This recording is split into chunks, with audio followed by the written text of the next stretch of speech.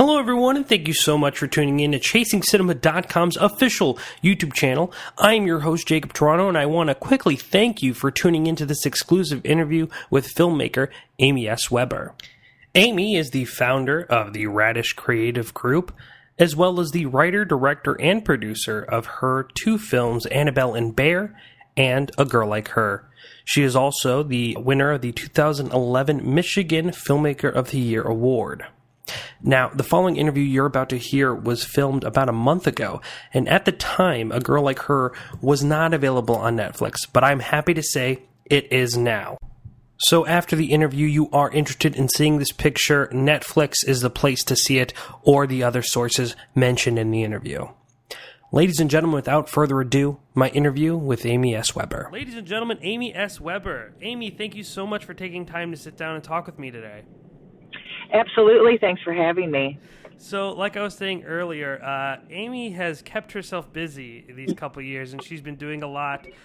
She is the founder of Radish Creative Group. She's a writer, director, and producer for her films, A Girl Like Her, which was made, was released last year, and Annabelle Bear, which came out in 2010. She has 2 Emmy Awards and was the 2011 Michigan Filmmaker of the Year. Amy, just quickly, not quickly, but if you can, just talk about a little bit about how you came to become a filmmaker. Where in your path did you decide film was where you wanted to go, and what brought you to Annabelle Bear, your debut film? Well, just going back, a little background as far as my film experience. I actually started off as a teenager in the industry, but on the cable television. There was actually a cable channel right at the end of my street where I grew up. And so some friends and myself developed a variety show / news entertainment show about the city that we lived in. And so that was kind of fun at 15. We did like a teen beat show. And so that kind of gave me the bug for production, and at that point it was video that we were shooting in. And then I got a taste of film when I went to college, and I actually shot and edited my first film, and my film teacher was actually, my film professor was an old school film guy, so he loved the idea of the fact that we would learn directly with film, with splicing film and working with the print itself. So that was a lot of fun. I'm sure that gave you a good heads up too. It did. Sliced a couple of fingers, but nothing that a Band-Aid couldn't handle. And there was a real energy behind that of when we'd play it, and I'd do it on a reel-to-reel and a projector. It was pretty exciting. So film was definitely something that I had, as I said, the bug early on. And then I continued that career through advertising. I became an advertising producer. And so I was doing a lot of television commercials, mostly for national cars like Dodge and Volkswagen. And then walked away from that to pursue my life's purpose of being a storyteller. And that happened about 5 years into my producing career, where I went back to school, got my master's degree. I was actually teaching television production at the university that I was getting my master's at. So that was wonderful because they paid for my master's degree. And then once I was done with that, I started Radish back in 1996. And since then, I have hundreds and hundreds of commercials under my belt, and we've won some very exciting awards, and we have 2 feature films, A Girl Like Her being my second feature. And just quickly, Radish Creative Group, you could find more information about them at radishgroup.com. You guys work with television, film, radio, print, animation. You guys definitely have your hands full. Mm-hmm. Oh, absolutely. We don't discriminate. We love all formats, and we love to tell a story, no matter what it is that either a client or myself as a client when I'm doing my films and special projects. Whatever it calls for at that time, we dive into it. So we love it. So before we move on and start talking about your films, which I'm really excited to talk about, just real quickly, what films kind of inspired you, or what are some of your favorite films that helped you become a better storyteller? Well, my favorite story of all time, I definitely would say the book, and then the film lived up to the book, was To Kill a Mockingbird. That story, I think, moved me on so many levels as a young person, because I saw it. My father and I actually watched it on television one night. He wanted me to, after I had read the book, he wanted me to see Gregory Peck in action, and that the book moved me, but the film moved me beyond words. It was the way the story was told, and I just became obsessed with it, truthfully. It became a film that was a part of many conversations, even into my adulthood and going into when I was in my 20s, diving into film as the inspiration. A far leap from that, another huge inspiration in my life is John Hughes, the filmmaker John Hughes. Oh, yeah. And John's films, I was a teenager during the time that his films were released, and I thought he was brilliant in every way. He captured what it felt like to be a teen in the 80s, most definitely, but just his compelling stories, and then that touch of humor that he had, and that awkwardness that was such a necessity for relatability. I was humbled by him, and in fact, when we start talking about A Girl Like Her, I'll tell you how that connection and came full circle for me with John Hughes. And Ang Lee is my ultimate favorite director today. Ang has such an incredible way of telling a story, and he's not pigeonholed in one genre. And that's what I love about Ang's films. And he just captures storylines from Sense and Sensibility and A Timepiece to Brokeback Mountain, and the sensitivity that it required to tell that story. And there are so many, I could just name a million, but his style, what I love is it has no boundaries. And I really feel every character that he brings to life, and that's so important. As a director who prides herself on the talent and on the stories and the actors bringing those to life, it's important that any director that I look to has those same types of passions. Cinematography is wonderful. I don't take away from that, but most of my stories really are about the people.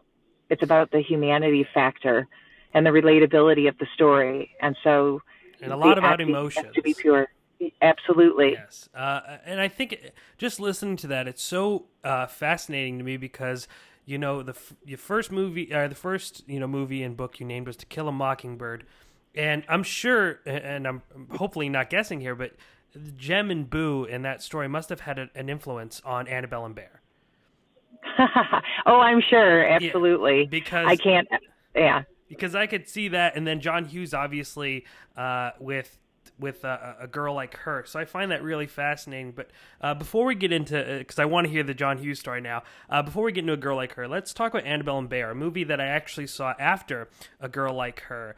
Annabelle and Bear, my first question is how, I don't know how, you mean, Olivia Wilde is, I believe how you pronounce, she is so adorable. How did you come across her? She auditioned for me, right? Found her right in Detroit when we were holding our open casting call, and she walked in, and I had probably auditioned about 20 girls so far that day, and they ranged everywhere from the age of 2 years old all the way up to 5.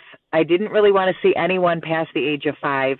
And Olivia came in, and I always envisioned Annabelle as a little blonde-haired girl. And so when Olivia came in and she's this brunette and as cute as a button, not shy, walked right up to me and was what I learned very, very quickly is what a mimic she is, what a great mimic she is. And she could copy my inflection, my facial expression, how I wanted her to say the line.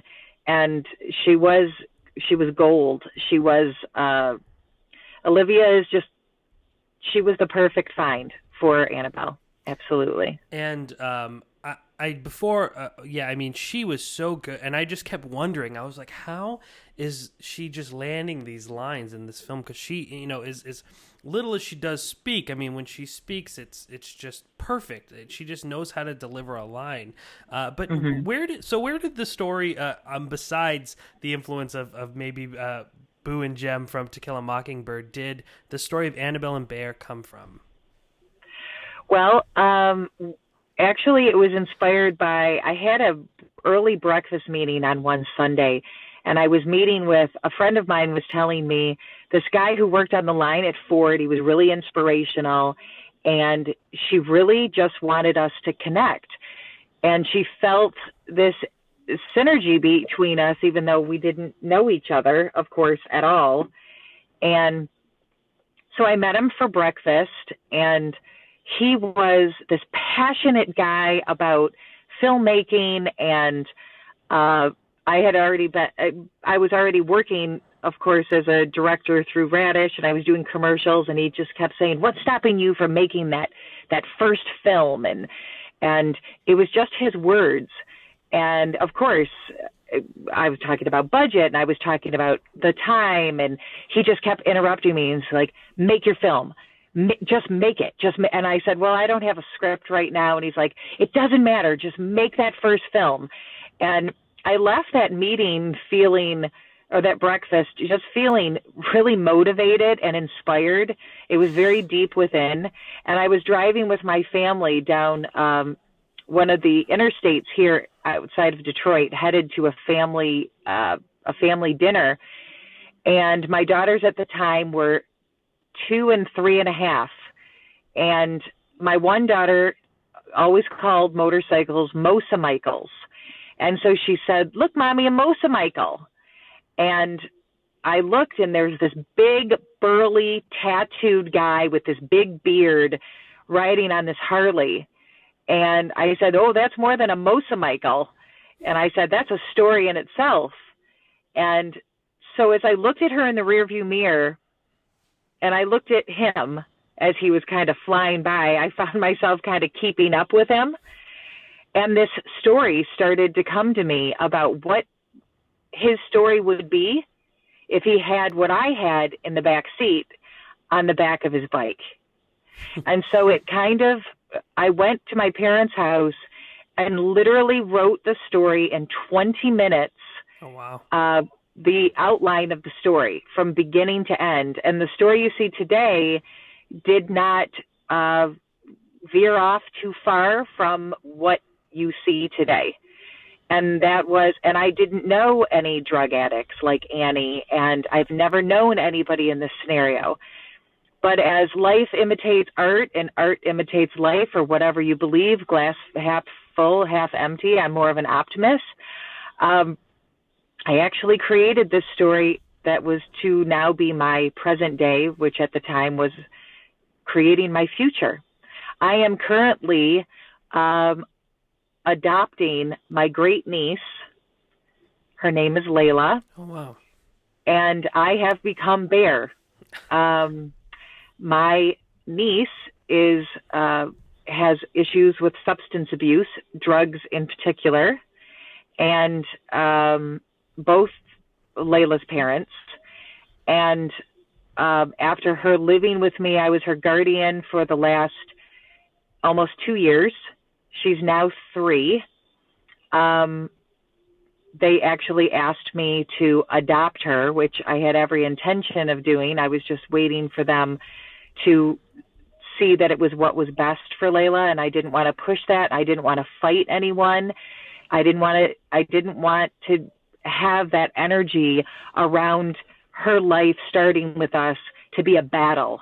I really wanted it to be just keeping it in love and in the love energy. And they eventually realized that they could not give her a life that she deserved, and they just have a lot of work to do on themselves. And so I'm actually kind of a day away. I'm supposed to be getting the call today that the judge has signed the finalization. So we're in the final stretch of the adoption process. So oddly enough, although I never knew an addict to the extent that I know my niece, when I wrote the film, my niece was not an addict at the time. She was actually still a kid. And but from that time of the creation of Annabelle Bear, I somehow wrote my future in that story. Well, congratulations on the call, and that's a really beautiful story. Just to throw this out there, not trying to get too personal, but I am actually was adopted by my aunt and uncle, and it's really amazing what you're doing. So I applaud you on that. Well, thank you. But we're the lucky ones. She's an angel. I really, want to just quickly talk about just how emotional that movie was and how much it touched me and how raw it was. It wasn't. It was very just raw, and I really, really loved that film. And you guys could watch it on Vimeo.com, or you could even get the DVD at AnnabelleandBear.com.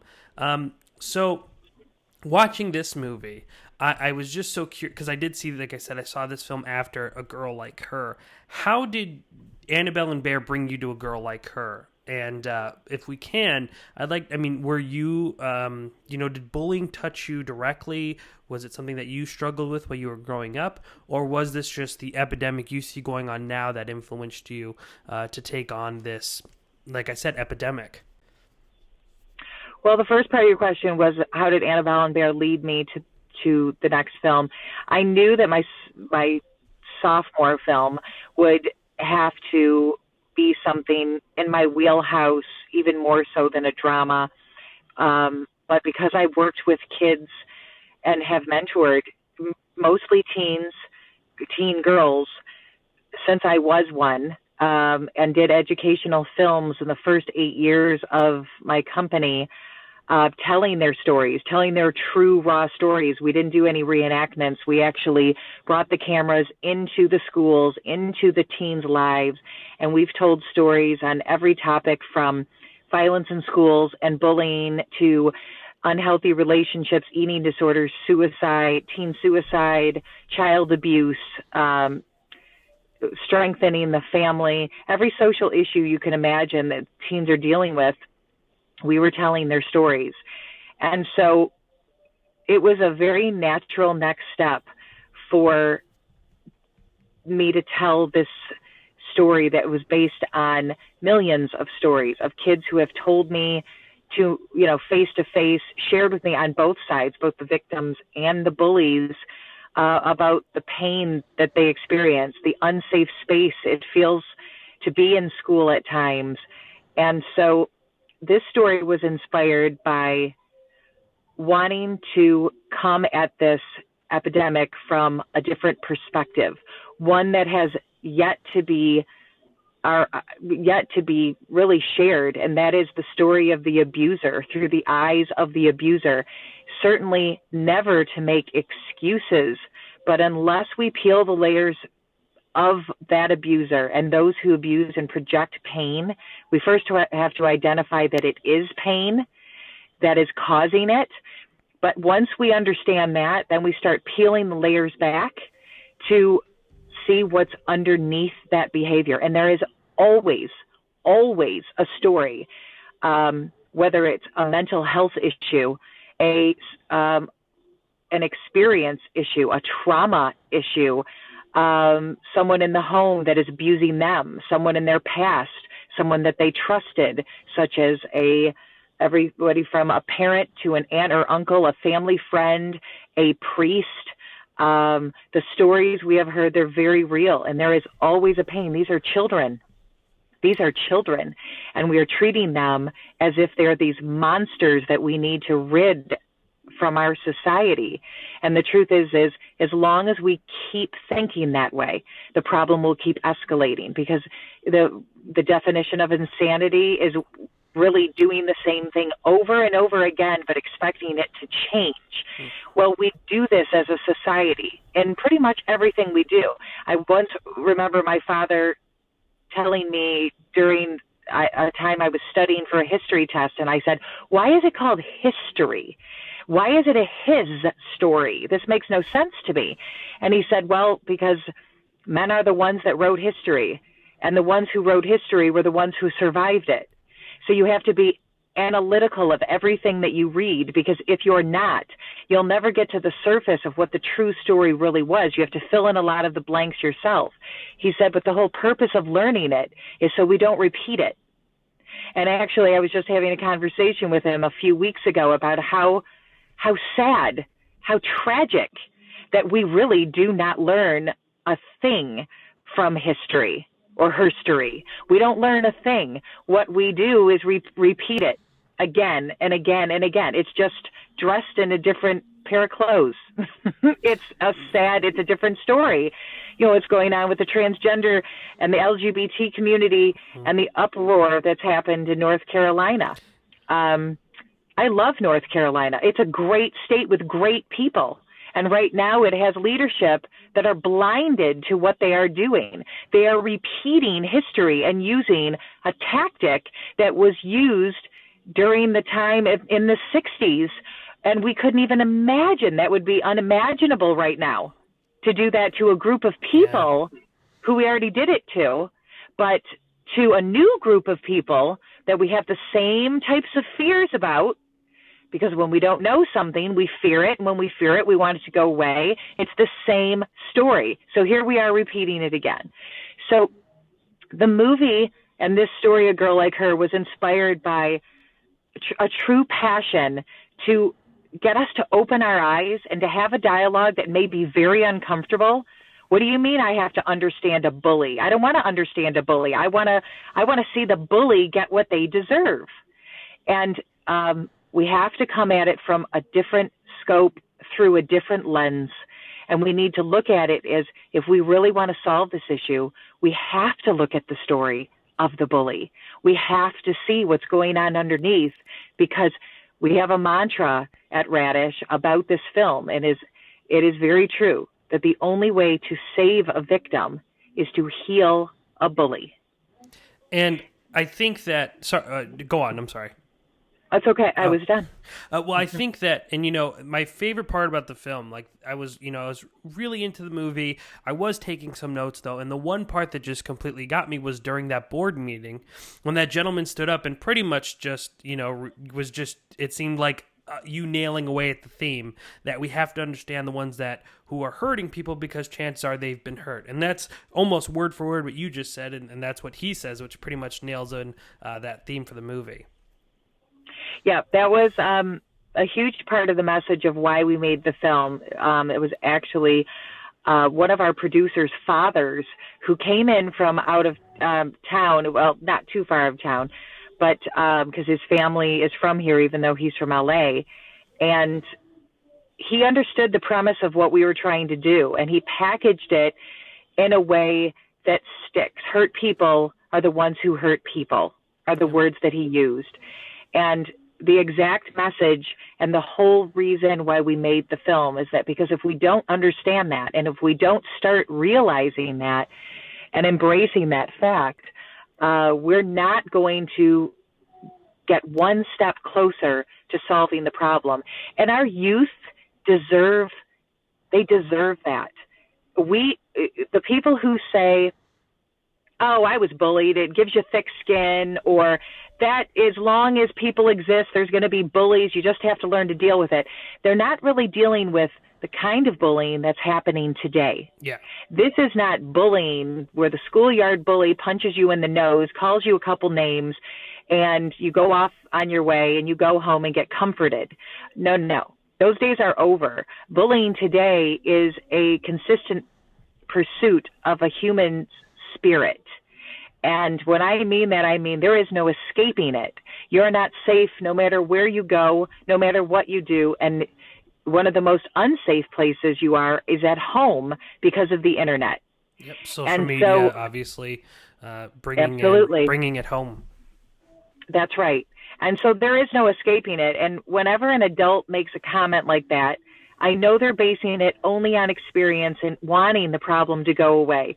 And I just gently say to them, when was the last time somebody, whether you knew them or not, a colleague or somebody in your family or a friend, when was the last time somebody said something about you that you either heard about or you overheard them say? And I mean something it didn't even have to be that mean. It could be a way you handled yourself in a meeting, or the presentation you put together, or what you were wearing. And I want you to think about how much that ate away at you. That one person said something about you. You may have confronted them. You may have let it eat you alive. You might have gone home and told your spouse about it. And how dare they talk about you? And I want you to think about how much energy you exerted, different meaning there, in trying to deal with that feeling that came with that experience.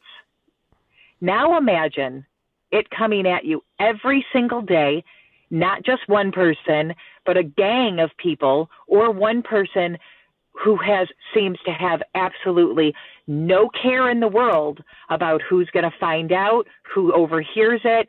It is simply constantly beating you down. And so they seem to get it at that point of, I can't even imagine what that would feel like. And we become kind of desensitized to it when we're not experiencing it ourselves. And that's very dangerous.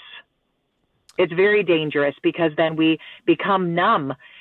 And again, isn't it that idea that if it's not happening to me personally, if laws aren't being passed that affect me personally, if people are not saying things about me personally or about my family personally, but it becomes very real when all of a sudden it becomes personal. Yeah.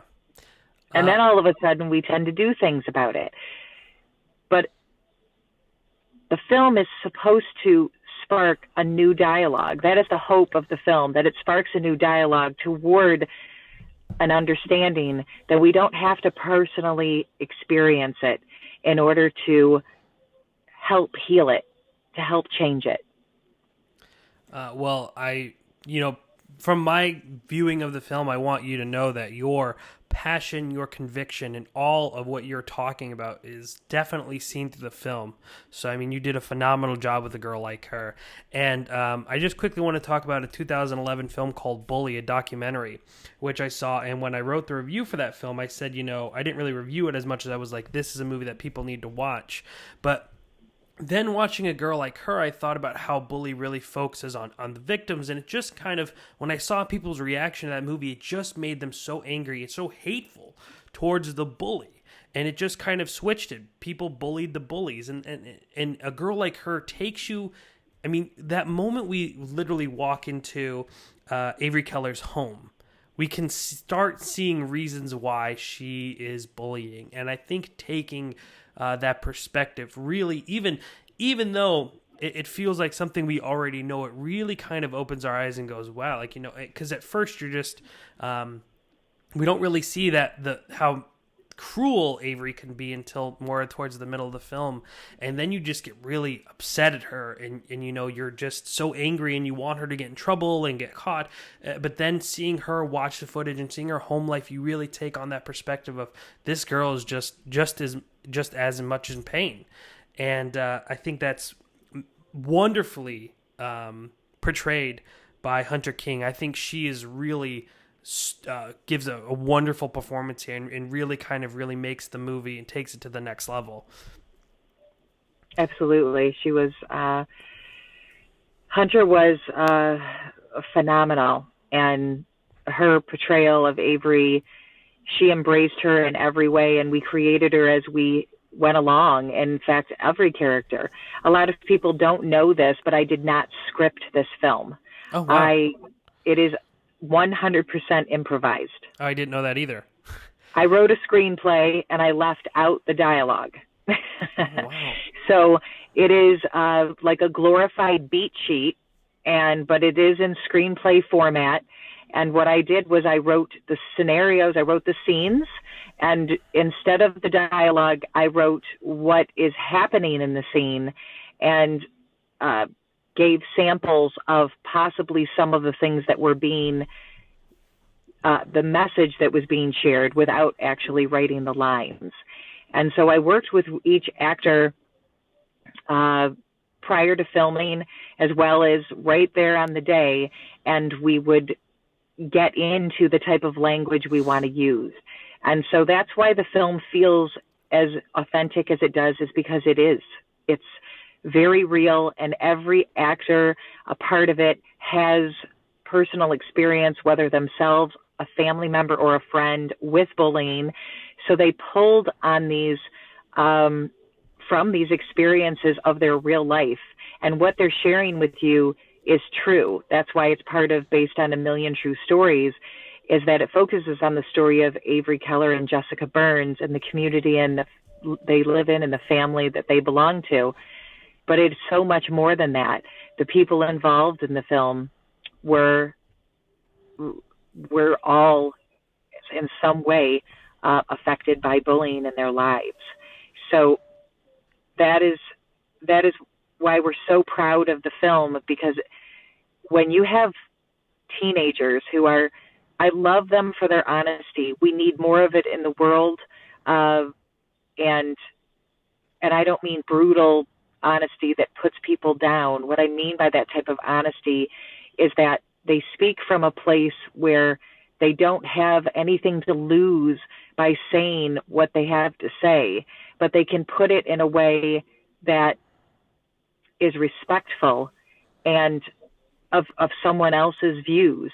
And so when a teenager says that this film was well done, outside of critics, no offense, it meant more to me when I had a young person come up to me and say, I can't tell you what this film, everything from, I almost took my life. I thought about it.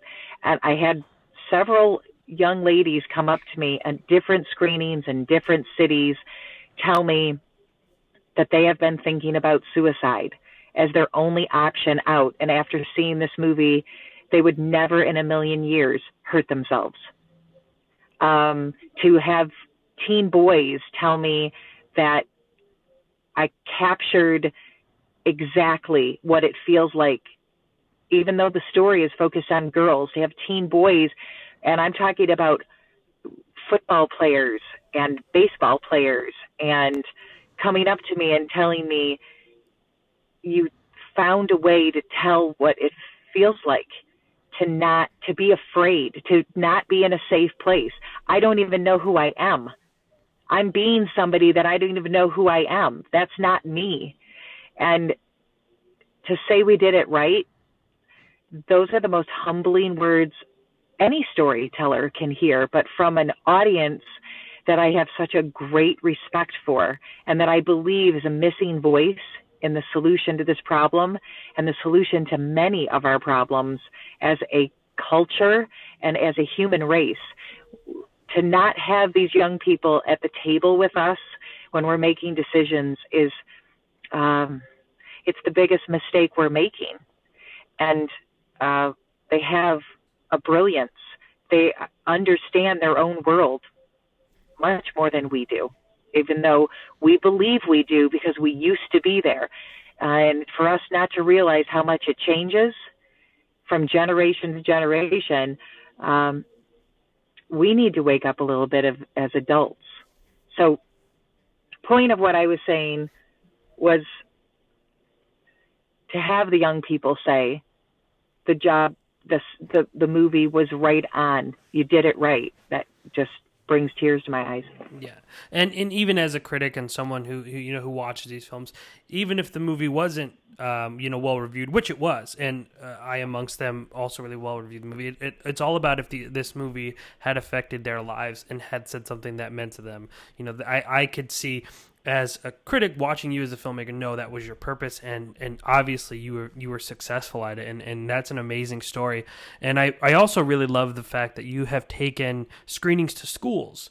And this is a movie that I even said as soon as I saw it, because I'm doing a movie challenge and I'm watching all these films and I'm tweeting, and I was like, this is a movie that needs to be shown in school. This is the type of movie that people need to see so they have a better understanding. And you guys are doing that with school screenings. Are you still doing that, or has that kind of slowed down since last year? No, we're still doing it, and we're actually trying to partner with a very large organization. I cannot tell you who it is. Oh, it's okay. to bring if it does happen, it will also include the White House. Oh. And if this does go through, which I believe with all my heart that it will, I believe it was the destiny of the film from the very beginning. It will actually be in every middle school and high school in the country. That's amazing, and I really hope that works out, because it really needs to be. Watching this as also a younger person who recently left high school, and though it really spoke to me, and I think it would really speak to younger people and people in school who are going through these difficulties. And that would also be amazing. And if it when you get the good news, because I'm sure it's going to happen with you, we have to have you back on so we could talk a little bit more about it.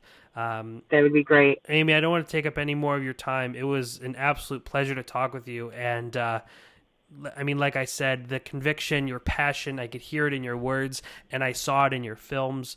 Both of them touched me equally. I thought they were raw, and it made me feel things. And you being a fan of the films and talking about what you were mentioning earlier, I could tell that, and as you alluded to earlier, that emotions and characters are what filmmaking is all about. And even though your films also, I think, look really well, I think the fact that they touched me and they mean something and they speak to me and they have this important thing to say is visible in both of them. And I heard both loud and clear. And everyone, I would hope you guys check out these films if you've not already. Again, you could find Annabelle and Bear at annabelleandbear.com or on vimeo.com. A Girl Like Her is available on Amazon and iTunes, as well as on demand in Hoopla. You could also find more information about A Girl Like Her at agirllikehermovie.com. I believe there you could actually volunteer your school for a screening. Yep, you can sign up there. If you click on school screenings, it walks you through the process of how to get it to your school. So make sure to go check that out, guys. You could A Girl Like Her is also on Twitter, and you can find all that information on their website. So make sure to follow. And Amy, again, thank you so much for taking time to sit down and talk with me. I wish you best of luck, and I hope this deal goes through so this film could be seen by kids all over the nation, because it really needs to be. And that was the reason why I wanted to talk to you, is to thank you for making such a passionate movie about this really horrible epidemic going on right now. Well, thank you very much. And for anybody listening who may be experiencing this, you can reach out to us as well on our Facebook. You can message me directly. The messages all come to me through my staff. I read every one of them, and you can find it at A Girl Like Her right on Facebook. And let us know how we can help in any way, and never give up, because I promise you, we are trying to make some changes. And even though it seems hopeless at times, there is always somebody who wants to talk to you and who wants to throw you that line. You have so much to live for. So please don't ever forget it. And please don't ever give up hope that one person is out there waiting to throw you that line. And if I have to be that person, I am honored to be that person, just so you know that things can change. and that's at facebook.com/agirllikehermovie. Amy, again, just in the 40 minutes speaking with you, we haven't had a chance to meet, but it was a pleasure talking to you. I respect you as a filmmaker, and I respect you as a person with the beautiful messages that you've brought to this interview. So thank you so much again for your time. And guys, make sure to go check out. All the links will be in the description box below. And please go check out and follow this story because it is amazing. Amy, thank you so much. Thank you so much, very much. Thank you for tuning in to this special exclusive interview with filmmaker Amy S. Weber. But hold on just a sec, it's not over yet. The following I'm about to play is actually a clip that we recorded after the interview was over. In the beginning of the interview, Amy mentioned John Hughes and a story of how her love for John Hughes kind of came full circle. We recorded that after, and I'm going to play that for you now. Here's some bonus content and just a little bit more of Amy S. Weber. Okay. All right. Really quick, before we move on, we got to talk about the John Hughes story really quick. Amy, so how is this film connected with John Hughes? Well, it's not connected with John Hughes, but as I shared earlier, John Hughes is one of probably the reason I became a filmmaker. And so needless to say, I have a great deal of respect for everything about him. And never in a million years would I have believed that connection would come full circle. But after the release of the film, I learned that, as we know, Mr. Hughes passed away. His widow, his wife, still lives in the same area as one of my angel investors, what I call him, for our theatrical release, Russell Dan. And she saw the film through that connection of the individuals within Russell's community. And she loved the film. Wow. And I was able to reach out to her and share with her what her husband meant to me. And it was one of the most incredible experiences, just being able to connect with her.